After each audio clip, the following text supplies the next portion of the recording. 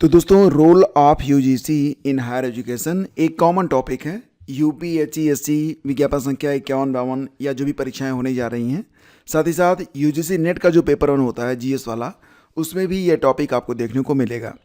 तो ये एक इम्पॉर्टेंट टॉपिक है, यहाँ से प्रश्न एग्जाम में कई बार पूछे गए हैं।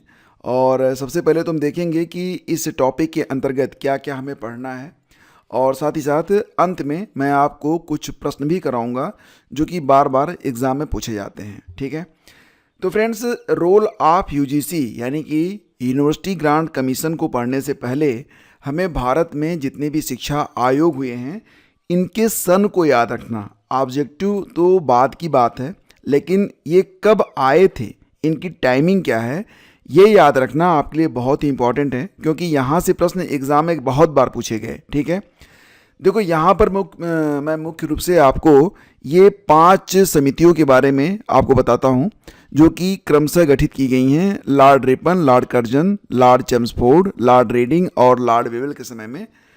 तो सबसे पहले तो ध्यान दीजिए कि भारत में जो पहला शिक्षा आयोग गठित किया गया था ये हंटर आयोग ही माना जाता है।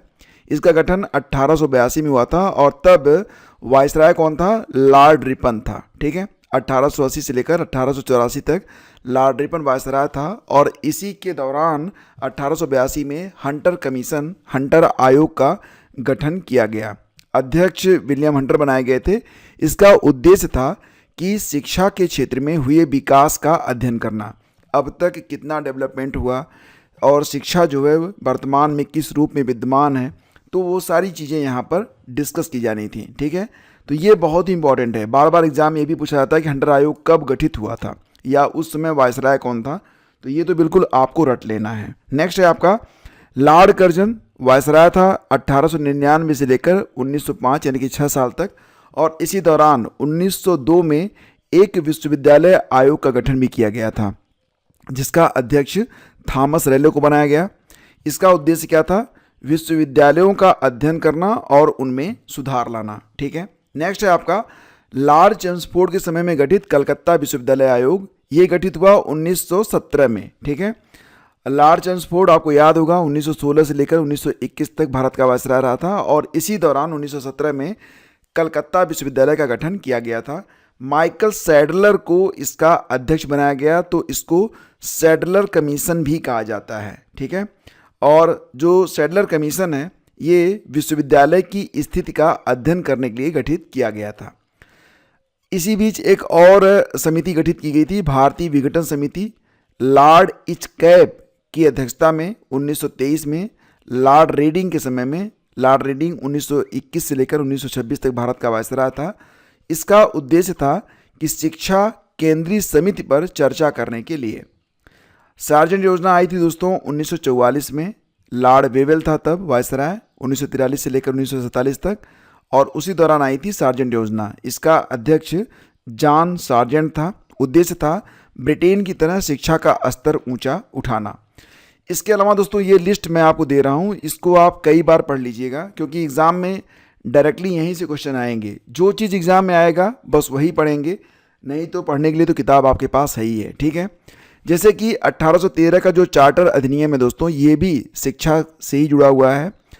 1834 का मैकाले मिनट, 1854 का चार्ल्स वुड डिस्पैच, 1882 का हंटर कमीशन, रेले कमीशन आया 1902 में, government resolution on education policy ये आई 1913 में, सैडलर कमीशन 1917 में आया था, हार्टांग आयोग 1929 में, और 1937 की वर्धा शिक्षा योजना महात्मा गांधी वाली, ये 1937 में आई थी। बहुत बार प्रश्न यहाँ से बनते हैं।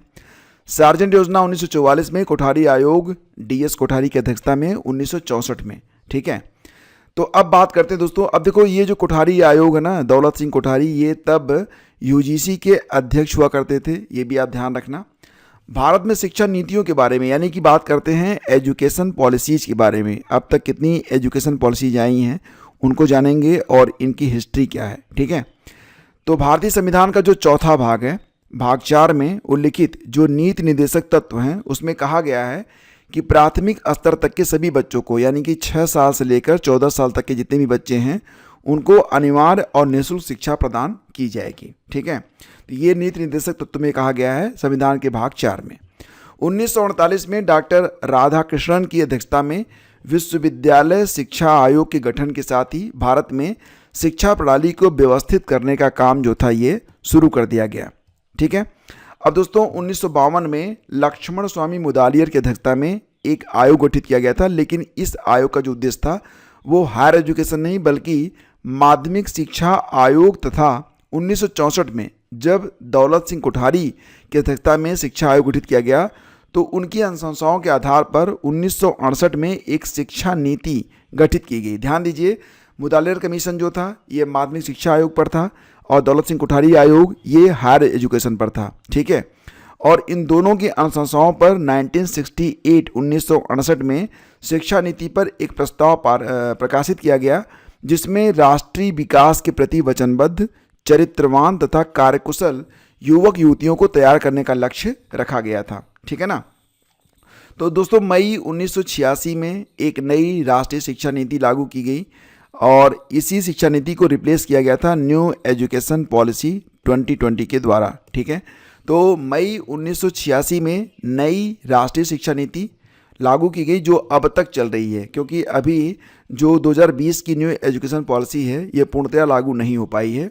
और इसी बीच राष्ट्रीय शिक्षा नीति की समीक्षा के लिए 1990 में आचार्य राममूर्ति की अध्यक्षता में एक समीक्षा समिति और 1993 में एक प्रोफेसर यशपाल समिति का गठन भी किया गया था। ये जो 1986 वाली नई राष्ट्रीय शिक्षा नीति बनाई गई थी उसकी एक तरह से समीक्षा करने के लिए 1990 में आचार्य राममूर्ति की अध्यक्षता में एक समीक्षा समिति और 1993 में यशपाल समिति का गठन किया गया था। दोस्तों बात करते हैं न्यू एजुकेशन पॉलिसी 2020 के बारे में। तो नई शिक्षा नीति 2020 भारत की शिक्षा नीति है जिसे भारत सरकार द्वारा कब अपनाया गया, तो 29 जुलाई 2020 को। कई बार यहाँ से प्रश्न एग्जाम में बने हैं, खासतौर से तब जब 2020, 2021, 2022 का दौर था तो उस समय ये प्रश्न बहुत बार पूछा गया। सन 1986 में जारी हुई नई शिक्षा नीति के बाद भारत की शिक्षा नीति में जो 2020 की शिक्षा नीति थी ये एक बड़ा परिवर्तन है। यह नीति अंतरिक्ष वैज्ञानिक के कस्तूरी रंगन की अध्यक्षता वाली समिति की रिपोर्ट पर आधारित है। कई बार पूछा जाता है कि न्यू एजुकेशन पॉलिसी NEP 2020 के अध्यक्ष कौन है, तो याद रखिएगा के कस्तूरी रंगन। ठीक है। अब इनकी फिलहाल डेथ हो चुकी है। और दोस्तों बात करें तो भारत में नई राष्ट्रीय शिक्षा नीति यानी कि न्यू एजुकेशन पॉलिसी 2020 34 साल बाद 1986 की नीति को बदलकर 29 जुलाई 2020 को लाई गई थी और इसका उद्देश्य शिक्षा को समावेशी, लचीला और कौशल आधारित बनाना है। तो ये जो एजुकेशन पॉलिसी है ये 5+3+3+4 ढांचा, मातृभाषा में शिक्षा, 6% GDP का निवेश शिक्षा में किया जाए और 2030 तक 100% साक्षरता पर जोर देती है जो भारत को एक वैश्विक महाशक्ति बनाने की ओर ले जाएगी। तो न्यू एजुकेशन पॉलिसी 2020 की जो प्रमुख विशेषताएं हैं उनको देखते हैं। दोस्तों जो राष्ट्रीय शिक्षा नीति 2020 की है इसमें एक नया ढांचा अपनाया गया है 5+3+3+4। ठीक है। अभी तक क्या लागू है 10+2 प्रणाली, तो इसको बदलकर 5+3+3+4 यानी कि 5 साल का फाउंडेशन कोर्स होगा जैसे कक्षा 1 से लेकर 5 तक, 3 साल ये प्रिपरेटरी होगा, 3 साल का मिडिल होगा और 4 साल का सेकेंडरी होगा। तो दोस्तों ये शिक्षा प्रणाली अब लागू की गई है, इसको आप ध्यान दीजिएगा। ठीक है। मातृभाषा को बढ़ावा यानी कि कक्षा 5 तक या अधिमानतक कक्षा 8 तक शिक्षा का माध्यम जो होगा वो मातृभाषा और स्थानीय भाषा रहेगा यानी कि जो मदर लैंग्वेज है। ठीक है। उच्च शिक्षा में सुधार, तो 3-4 साल के स्नातक डिग्री में मल्टीपल एंट्री और एग्जिट का विकल्प जिसमें प्रमाण पत्र, डिप्लोमा या डिग्री प्राप्त की जा सकेगी और वोकेशनल ट्रेनिंग भी दी जाएगी। कौशल विकास, कक्षा 6 से ही व्यावसायिक शिक्षा और कोडिंग स्टार्ट की जाएगी। मूल्यांकन में बदलाव यानी कि रिपोर्ट कार्ड 360 डिग्री समग्र मूल्यांकन पर आधारित होगा जिसमें छात्र स्वयं, सहकर्मी और शिक्षक मूल्यांकन करेंगे। शिक्षा मंत्रालय मानव संसाधन विकास मंत्रालय ये पहले नाम हुआ करता था, इसका नाम बदलकर शिक्षा मंत्रालय कर दिया गया है। ये सारे बदलाव जो हैं NEP 2020 के दौरान किए गए। ठीक है। दोस्तों बात करते हैं कि 1943 में 3 केंद्रीय विश्वविद्यालय, अलीगढ़ विश्वविद्यालय, बनारस हिंदू विश्वविद्यालय और दिल्ली विश्वविद्यालय, यानी कि इनको आप याद रखेंगे, अलीगढ़ मुस्लिम विश्वविद्यालय, बनारस हिंदू यूनिवर्सिटी यानी कि BHU और दिल्ली विश्वविद्यालय के कार्यों की निगरानी के लिए एक समिति गठित की गई थी जो विश्वविद्यालय समिति के नाम से जानी गई। लेकिन अब आता है 1948, डॉक्टर राधाकृष्णन की अध्यक्षता में विश्वविद्यालय शिक्षा आयोग का गठन किया गया। ऊपर मैंने आपको इसके बारे में बताया था। तो विश्वविद्यालय शिक्षा आयोग ने सुझाव ये दिया कि एक विश्वविद्यालय अनुदान समिति को यूके विश्वविद्यालय अनुदान आयोग के समान मॉडल के अनुरूप पुनर्गठित किया जाना चाहिए, जिसका एक पूर्णकालिक अध्यक्ष और अन्य सदस्य इसमें होने चाहिए, जो कि बाकी जितने भी विश्वविद्यालय हैं उनको एक तरीके से प्रशासनिक रूप से देख सके। तो वर्ष 1952 में, ये सन याद रखिएगा, 1952 में केंद्र सरकार द्वारा निर्णय लिया गया कि विभिन्न केंद्रीय विश्वविद्यालय एवं अन्य प्रांतीय विश्वविद्यालय तथा उच्च शिक्षा से जुड़े हुए संस्थानों को अनुदान का आवंटन विश्वविद्यालय अनुदान आयोग करेगा। ठीक है, तो ये निर्णय कब लिया गया? 1952 में। 26 दिसंबर 1952 को विश्वविद्यालय अनुदान आयोग यानी कि यूजीसी का गठन किया गया। लेकिन ध्यान दीजिए, 1952 में इसका जो ढांचा था वो तो तैयार हो गया, लेकिन इसे अभी मान्यता प्राप्त नहीं थी। तो याद रखिए कि 1956 में विश्वविद्यालय अनुदान आयोग यानी कि यूजीसी को संसद के अधिनियम के तहत संवैधानिक दर्जा प्राप्त हुआ। ठीक है, इसको आप याद रखेंगे। 1952 में तत्कालीन शिक्षा मंत्री कौन थे? मौलाना अबुल कलाम आज़ाद थे। और 1956 से लेके अब तक यानी कि तब से यूजीसी भारत में विश्वविद्यालयी शिक्षा के मानकीकरण, संसाधनों के आवंटन, एक निश्चित प्रणाली के आधार पर विश्वविद्यालयों में सहयोग व समन्वय की दिशा में भारत सरकार की सहयोगी संस्था के रूप में कार्य कर रहा है। दोस्तों, बात करें अगर यूजीसी की जो रीजनल ऑफिसेज हैं तो आपको बता दें कि पुणे में, हैदराबाद में, कोलकाता में, भोपाल में, गुवाहाटी और बेंगलुरु में, इन 6 जगहों पर यूजीसी के स्थानीय ऑफिस भी बनाए गए हैं, ताकि एक तरीके से हर जगह की जो शिक्षा है उसको जो है ज़मीनी स्तर पर रेगुलेट किया जा सके। ठीक है, तो ये ध्यान रखिएगा। और यूजीसी का जो मुख्यालय बनाया गया ये नई दिल्ली में बहादुर शाह जफर मार्ग पर स्थित है। वर्तमान में यूजीसी के जो अध्यक्ष हैं दोस्तों, आप पहचान रहे होंगे, ये हैं डॉक्टर विनीत जोशी। और इन्हीं की अध्यक्षता में जो अभी यूजीसी एक्ट आया था जिसको लेकर काफ़ी हल्ला मचा था, तो डॉक्टर विनीत जोशी विश्वविद्यालय अनुदान आयोग यूजीसी के वर्तमान अध्यक्ष और 1992 बैच के मणिपुर कैडर के आईएएस अधिकारी हैं। डॉक्टर जोशी ने 11 अप्रैल 2025 को प्रोफेसर एम जगदीश कुमार के बाद यह पद संभाला है। हालांकि वो कार्यकारी अध्यक्ष हैं। ठीक है, वर्तमान में जो डॉक्टर विनीत जोशी हैं ये शिक्षा मंत्रालय में उच्च शिक्षा विभाग के सचिव के रूप में भी कार्यरत हैं।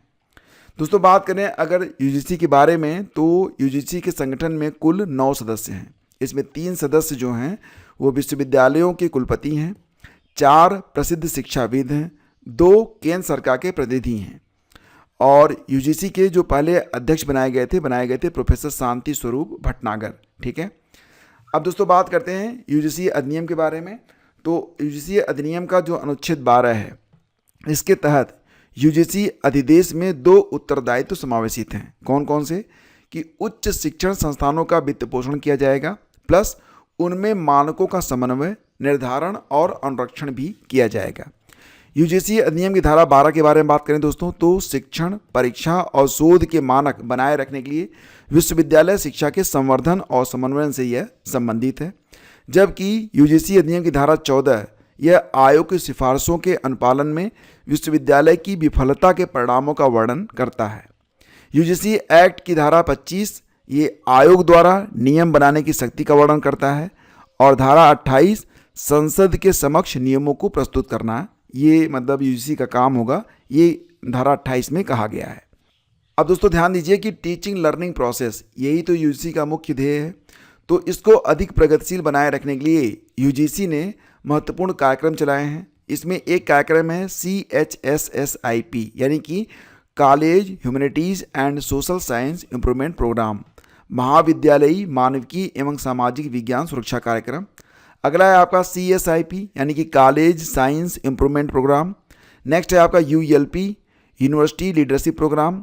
नेक्स्ट है आपका SAP special assistant programme, curriculum development centre यानी कि CDC। ठीक है, इसके अलावा दोस्तों अगर देखा जाए तो यूजीसी के जो प्रमुख कार्य हैं वो इस प्रकार से हैं कि विश्वविद्यालय शिक्षा में सुधार एवं शिक्षण मानकों को उच्च करने की दिशा में विश्वविद्यालय को सलाह देना, ये यूजीसी का कार्य है। नेक्स्ट है कि विभिन्न भारतीय विश्वविद्यालयों में शैक्षिक मानकों में समानता लाने की दिशा में कार्य करना, साथ ही विश्वविद्यालय शिक्षा के संदर्भ में भारत सरकार को सलाह देने वाली विशेष संस्था के रूप में कार्य करना। यानी कि अगर विश्वविद्यालय शिक्षा के संदर्भ में भारत सरकार को सलाह देनी है तो यूजीसी भी उसमें महत्वपूर्ण रोल निभाता है।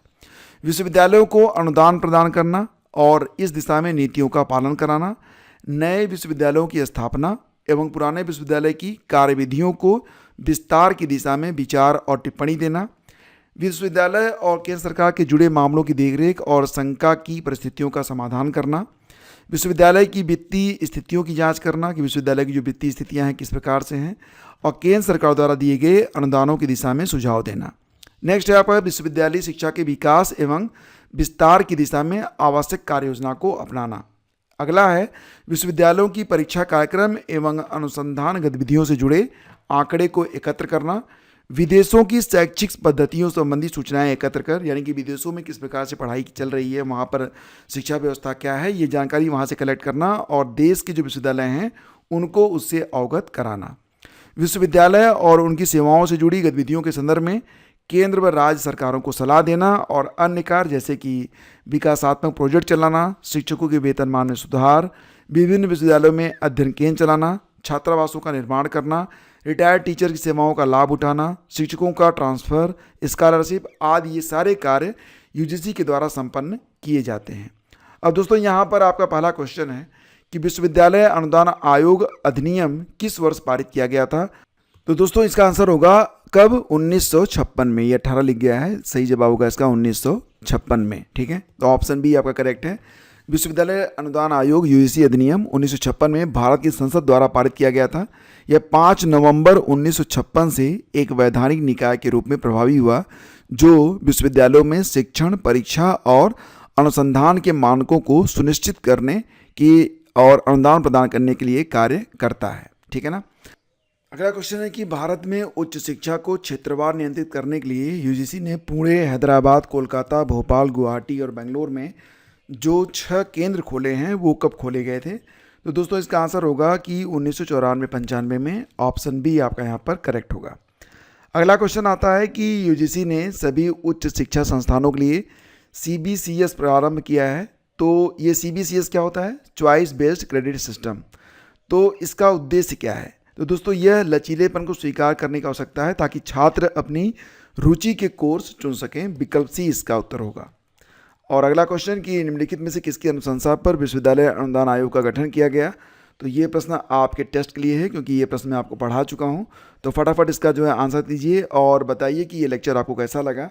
अगर आपको अच्छा लगा तो लाइक और शेयर जरूर कीजिएगा, और या फिर अगर आपको अच्छा नहीं लगा तो बताइएगा कि क्या वजह रही। धन्यवाद आप सभी का। मिलते हैं आपसे अगले वीडियो में। Thank you.